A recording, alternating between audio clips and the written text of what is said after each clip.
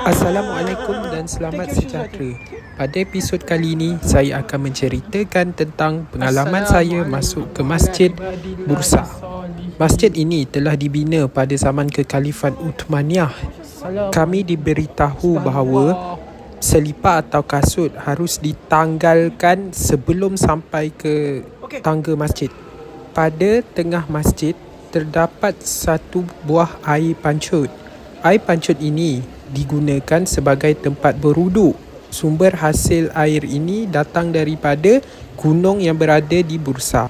Selain itu, faktor air pancut ini dibina adalah untuk bagi suasana ketenangan di dalam masjid ini supaya jemaah boleh membaca Al-Quran dengan aman.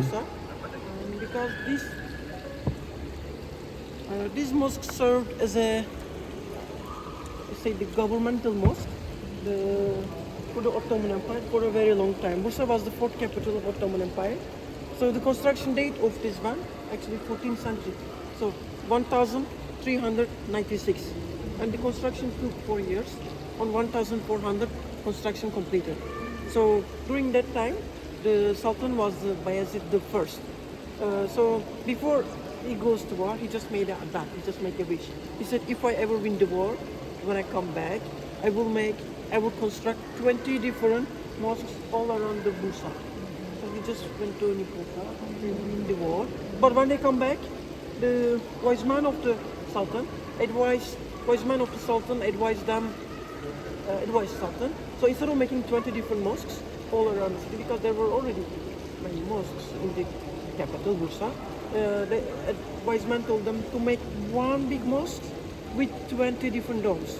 So when you look at top, you will see 20 different domes. Actually, each dome represents one other masjid. So this is the first example of multi-dome masjid in Turkish architectural style. So this is after this mosque, this became a standard for the Ottoman architecture style, Ottoman mosque architectural style. Okay. So when you look at the center, you see one big dome.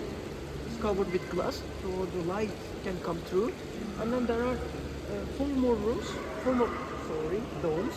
surrounding it, and then we have also 8 semi-domes. You will see the semi-domes over there.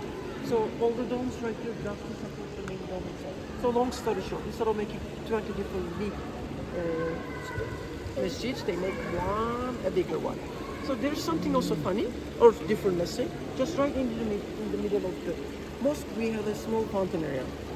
So when they come here, the Sultan told his man, so right now we are at the old center of the city. So these used to be the city center of the old town. And there was a big garden. But back in time, there was an old lady living here. She was a widow, no husband, no husband, no son, nothing. She was living alone right here in the garden. So when Sultan told his man to make a big masjid in the city center, so their man, Sultan's man came here to this area. This was a park. Okay, so they just wanted to construct the new Jami, the Grand Mosque right here. But right in the middle of the mosque, there was an old lady living. An old lady. They just wanted to compensate the lady with the money and everything. Any land wherever she picks and everything, because Sultan told them to make a construction here for the mosque, right? So the lady had no choice. She gave up her land, but she just kind of gave her land unwillingly. So again, the wise man of the Sultan came up with a tricky solution to this. They just made a fountain area where the old lady lives. Just to honor lady. Also, they thought it wouldn't be too proper to pray on top of the lady's land because she gave up her land. I mean, she compensated already with the gold and new land, but they thought it wouldn't be too proper to pray on exactly top of that. Also, to honor the lady, they just made a small fountain area. So today, this fountain area is still used for the wudu. So, for the men. Men use this one to take wudu. And then sometimes the local people, they come here, they just sit here, read Quran and listen to the sound of water. Because Turkish people believe the sound of the water has therapeutic effects. So it's good for the mental health and everything. So right now we do not see many people, but especially afternoon also, you see people come here. Sometimes they sleep here. They come here with the family also just to spend some time. And So in traditional Turkish architecture, as soon as you enter the mosque from the main gate, usually we have one exception for this.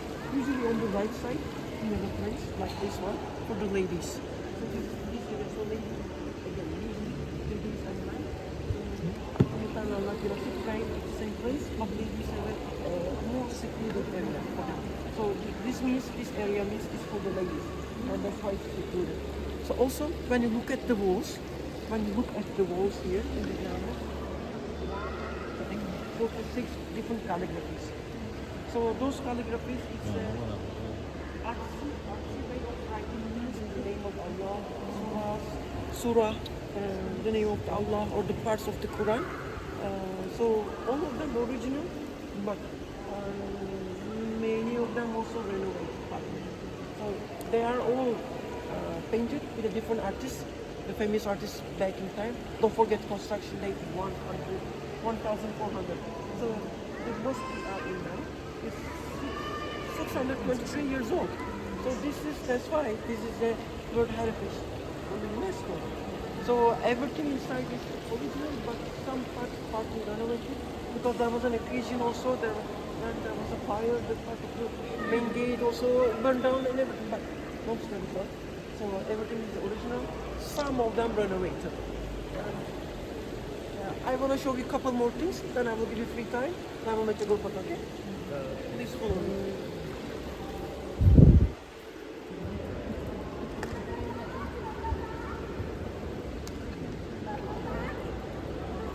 Onları yerine koy.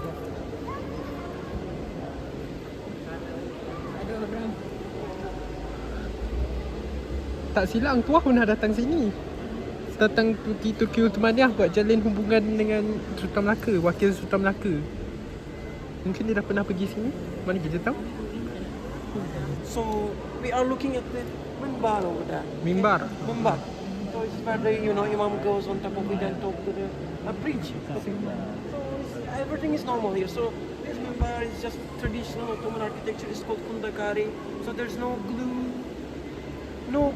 or nail used in the construction. So many nations have this kind of techniques. But the different thing here, so just actually construction day 1,400, right? Just nearly 30 years ago, on 1995 or so, so one of the science people who were studying here, they just discovered something. On the left side of the minbar, right on this side, okay?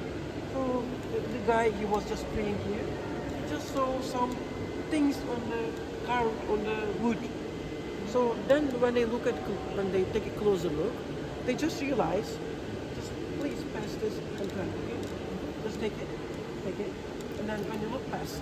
So when they look at the left side of the room, they find out somebody carved the constellation, the sky, the map of the sky. So the sun, the Saturn, the Venus, the Earth, everything is on the right place, in the right size. So nobody knew how they knew, the solar system. The solar system. It's just constellation. It's just on the left side. Just pass by. I mean, because you can see. Pass by. That only 20 years ago that they found it. Yeah, on 1995, something like that. True.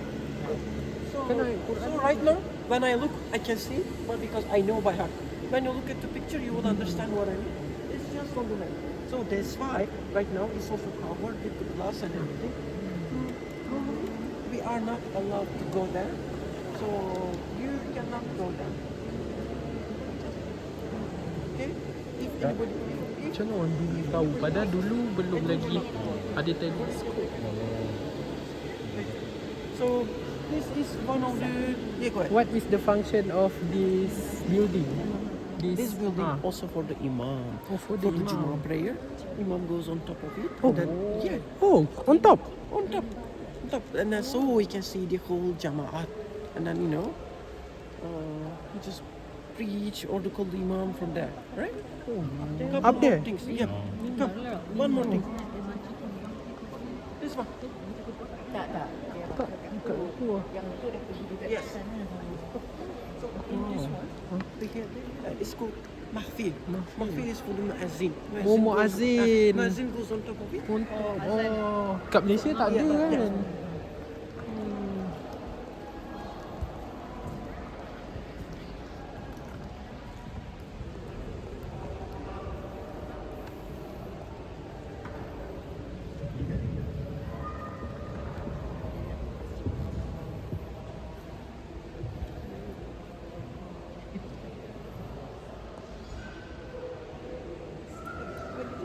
This is one of the most important things in these mosques.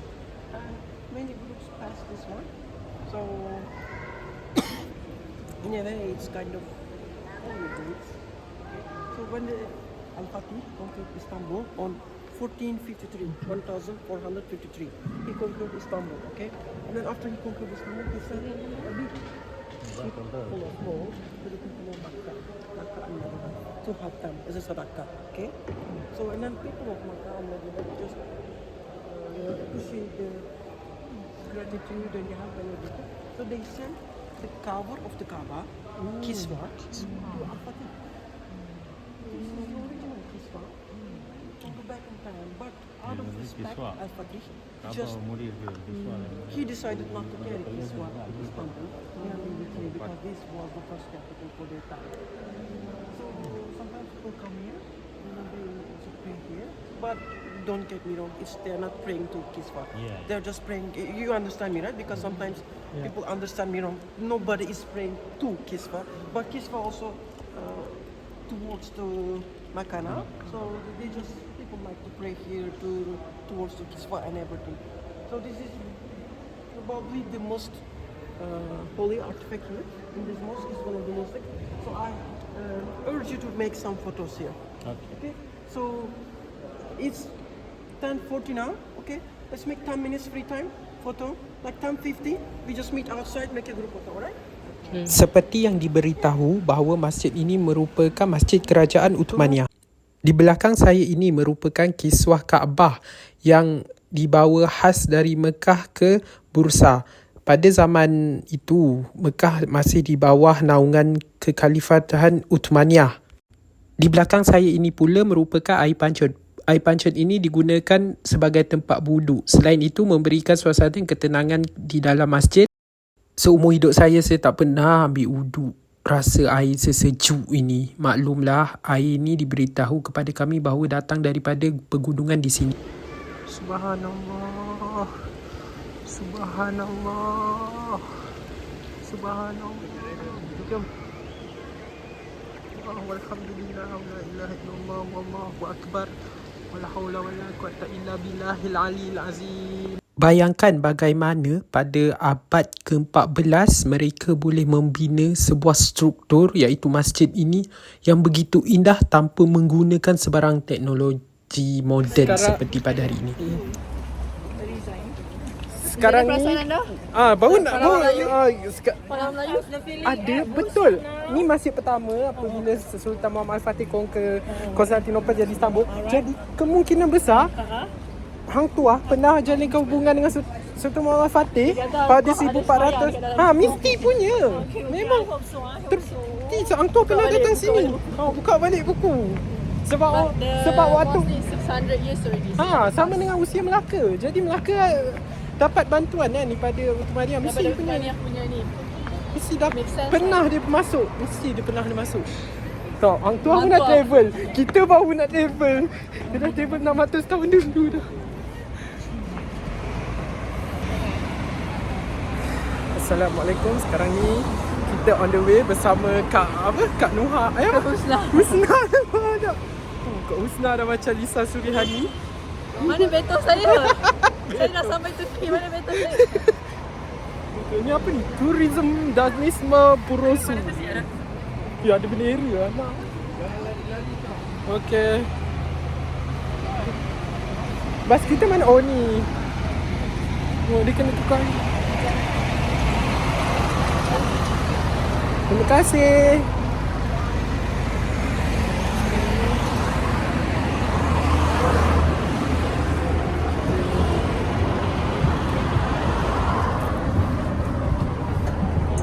Mat Kilau. The famous mountain here, this is the slopes of the mountain, not the top, but hold on. When we have a chance, you will get a clear view in a couple minutes, and then you will see a lots of houses at the slope of the mountain. So Okey, these di people, sebelah so kiri anda boleh all the nampak villages and parti everything pembangkang used to di be on Turki slopes. penentang So Pakcik slowly Erdogan. when the city get Okey, bigger, they just sekarang ni slowly kami come kat Bandar to Bursa. lowlands. And the Turkish people, Ottoman too, they prefer to live on the plains because they were the Semangat but nasionalisme I dan cannot tell them the mountain patriotisme people amat dirasai sangat-sangat di Turki ini. Bukan hanya di bandar dan luar bandar. Apabila anda pergi mana anda pasti lihat tiang bendera besar dan bendera No, I just besar. came back from Indonesia. It's actually not Indonesia, the Malaysia. Also, I came to Malaysia on 2020. Relate myself. Well, I can understand the visitors a little bit more. You know, its food is different. Maybe not bad, but it's different. So your body is not used to.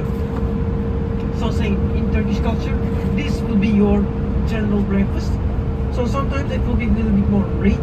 You will see later on, you will see endless zaitun fields. Inilah pertama kali dalam hidup saya tengok pohon zaitun. Selama ni hanya dengar je buah zaitun dan minyak zaitun dan surah wat-tini wal zaitun. Akhirnya dapat juga tengok macam mana bentuk pokok zaitun. Turki ni memang terkenal dengan pengeksport zaitun utama di dunia. Tapi Israel juga tak terkecuali. Diorang pun tengah tengah bersaing untuk lagi banyak, untuk mengeluarkan lebih banyak ekspor zaitun. You can deep fried it. It doesn't. The crown of the emperor was made out of zaitun branch. So in the Olympic Games, they used to give zaitun branch to the winner. Why? Because zaitun trees, they live forever. Weh, tu kincir angin weh. Seumur hidup aku ni first time tengok kincir angin. Tapi banyaklah pengalaman pergi ke Turki ni. Antara saya tak boleh lupa adalah kincir angin. Maklum lah, tak pernah tengok kat Rasa Jaya, kat sini mana. Aduh, ada kot tapi tak tahulah kat mana. Kincir angin. You know why? First time kan? First time.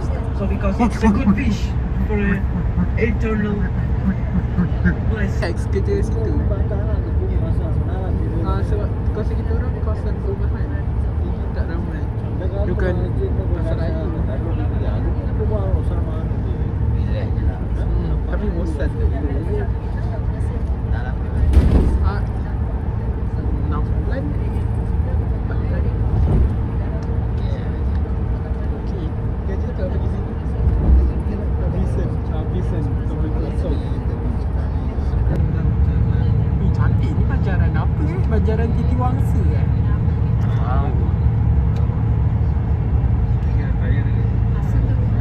Oh, balik kampung. Oh, balik kampung. Oh, balik kampung. Hati riang. Tak. Cukup. Sorry, tengah pening. Najui ya. Hai. Tapi pokok dah cantik yang tinggi-tinggi ni. Apa nama pokok dia? Kok rambutan.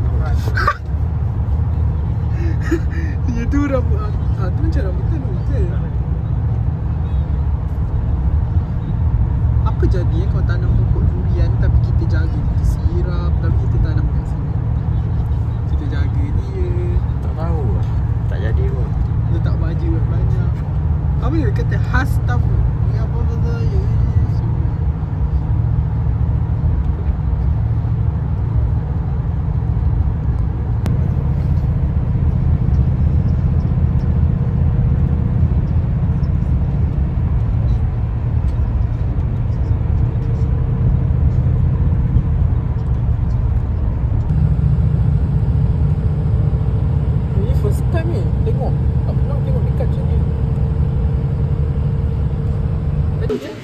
Bila ni?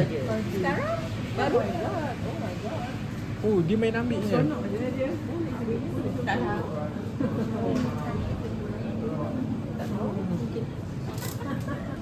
Saja nak Tengok barang. apa yang different kan? Inflasi. Apa yang different kat sini? Apa yang different?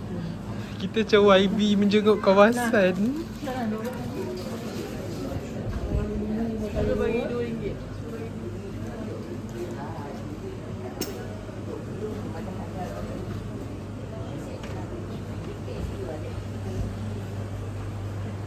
Ni nak beli yang mainan ni. Menyesal tak beli weh. Patutnya aku beli. Benda ni memang tak ada lah kat ni, kat Malaysia. Memang ada kat sana je. Aduh. Ada.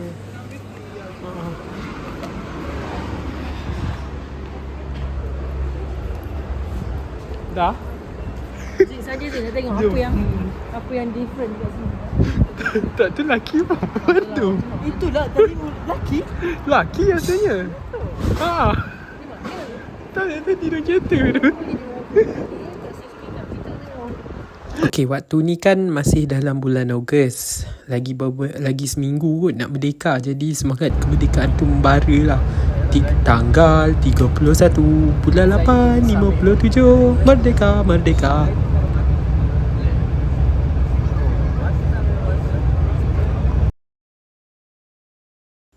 Yang ni Najmi, orang Sarawak dari Kuching. Dia pun terpengaruh dengan semangat kemerdekaan.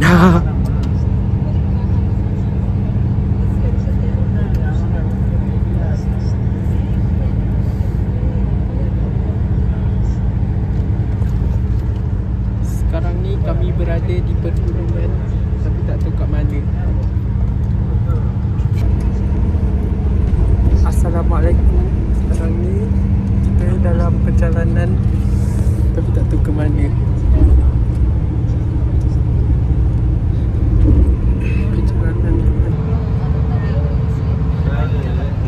Okey, kita kena buat ulasan perjalanan ni. Apa komen anda? Kenapa? Saya lapar. Jom kita tanya soalan. Kenapa rumput mati pokok hidup? Tak tahu. Kenapa? Masa dia siram pokok. Takkan dia siram semua tu? Mungkin lah. Kalau dia siram, mesti ada rumput kat sekitar pokok hidup tu. Semua tak dapat jawapan. Kita Sudah tanya jadi. lah jawapan daripada Kak.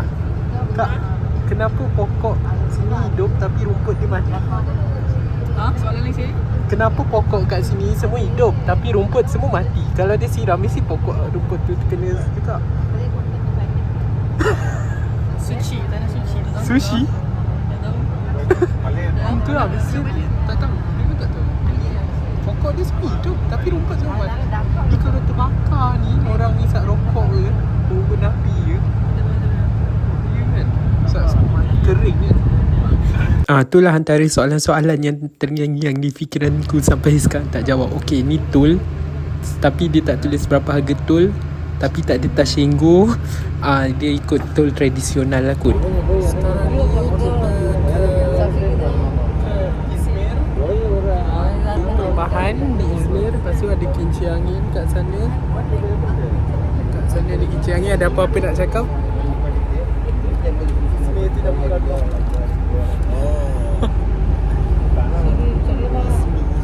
Kami berehat di R&R untuk makan di sebuah restoran yang saya pun tak tahu kat mana, sebab dia betul-betul tengah gurun. Nak panggil gurun pun sesuai lah kot, sebab bukan dalam hutan, di kawasan padang kan. Jadi waktu ni kami tak tahu lah apa yang kami akan makan, sebab di meja kami sudah terhidang hidangan sayur sahaja. Kita orang tunggulah apa dia nak bagi, tapi korang tengok je lah video ni apa yang dibagi kita makan. Okey, okey.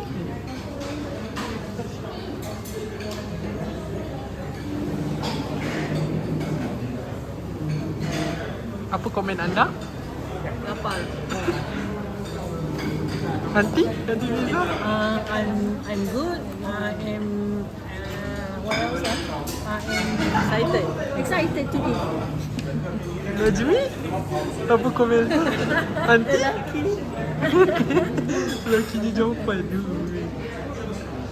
Ni carrot. Ni apa yang purple, apa kita panggil? Ni Brokoli. apa Zaf? Kat Malaysia ada ni. Kat sini agak. Meja sana. Bismillahirrahmanirrahim. Ada. Oh, dia macam masam and masin ya. Dia ada masam. Nama dia, tak ingat nama dia. Kak, I don't know kak.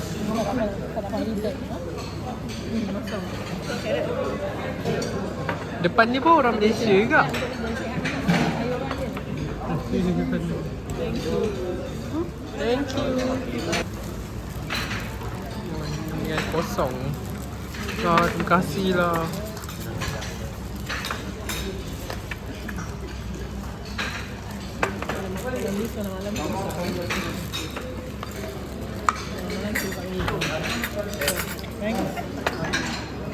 Makan ni macam bubur semalam. Ha? Tomato soup. Tomato Tomato soup. Okay, tu dia let me taste. Bismillahirrahmanirrahim. Betul lah tomato soup. Mushroom Mushroom. Mushroom soup. Okey, lepas ni mesti korang ingat ni sup mushroom Salah. Tu bukan sup mushroom. Tu sup kacang kuda. Bukan mainkan kacang kuda. Dia buat sup lain weh. Tak rasa masin, tak rasa dia rasa macam tahu kacang kuda, rasa tawar. Mungkin dia suruh kita letak sendiri kot, pepper ke garam ke.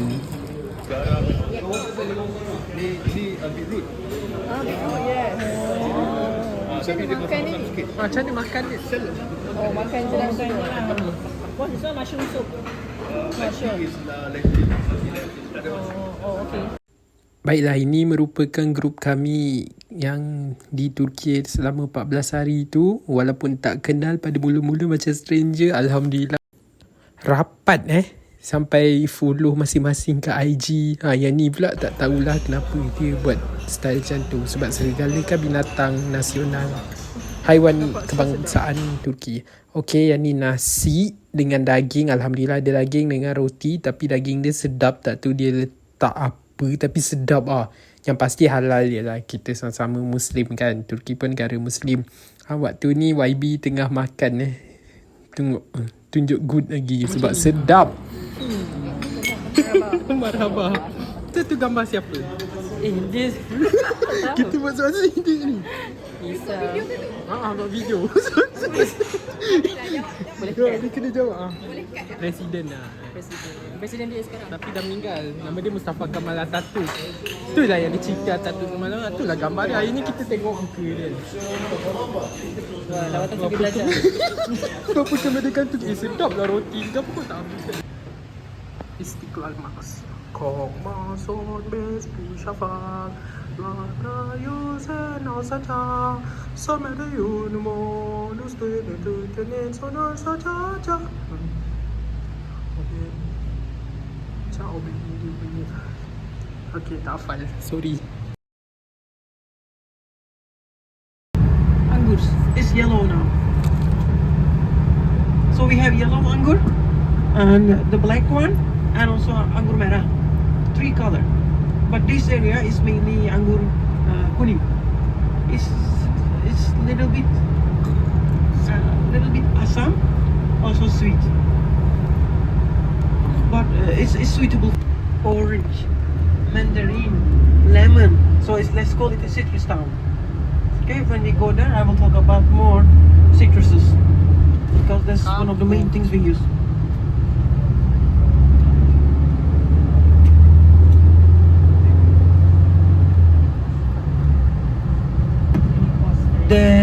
That's important. Thank you. Already heard about those details and everything. So we are witnessing a hyperinflation right now. So on 2020, 1 ringgit was 1 lira. So right now 1 ringgit 6 lira. So Turkish money loses buying power 6 times compared to your money. So that's just one side of the story. So you get the idea. So everything is changing so fast, and we cannot keep it up. So the living cost every month is increasing.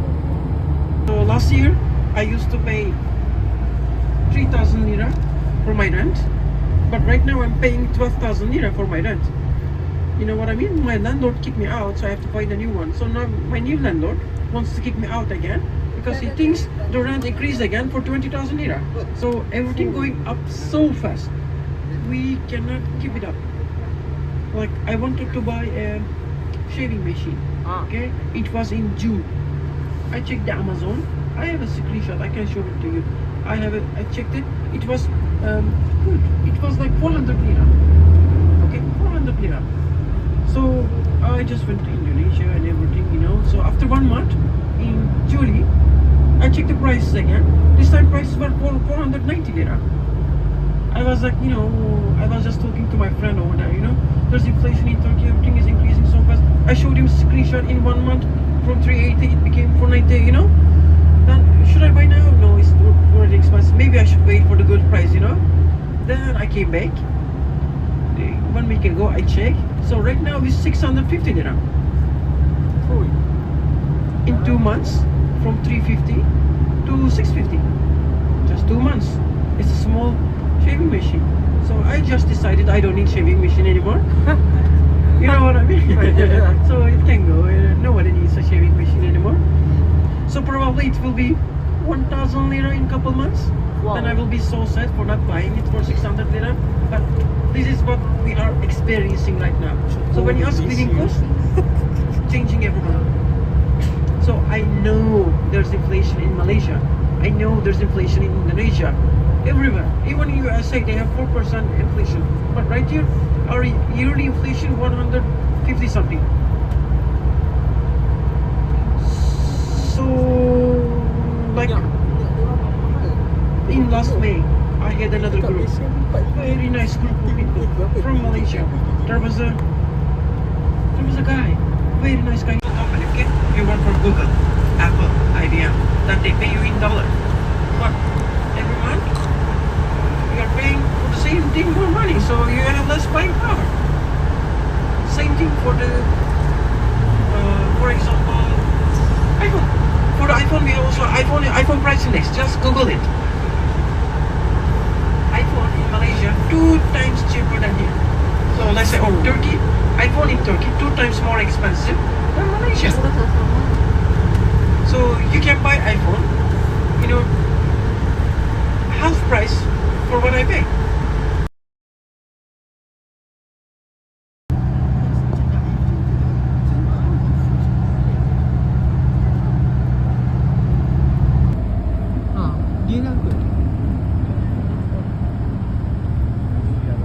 Mr. John, anything about the statue? The statue was the Atatürk from the Freedom War. So because Izmir is the last saved part of and came to Izmir. So they just put his statue over there to honor his efforts. So this is a passage that connects, they say, the land of. Cakap apa macam ni? Banyak betul bendera kat sini. Banyak betul bendera kat sini. Kita cari lagi bendera. Oh yeah, we have a free trade zone here for the international trading and everything. So majority of the, so we have. Bendera. Yeah. This town also one of the places where the immigrant birds just come here to stay a couple days. And maybe later, let's say city center, just 5 minutes away from Ephesus. So Ephesus will be our first museum, open air Baiklah, museum, okay? It's kita nantikan episod seterusnya, iaitu Pamukkale. Tak, Kapadokia bahagian 4. Aku datang. Terbalik Kapadokia. Aku datang.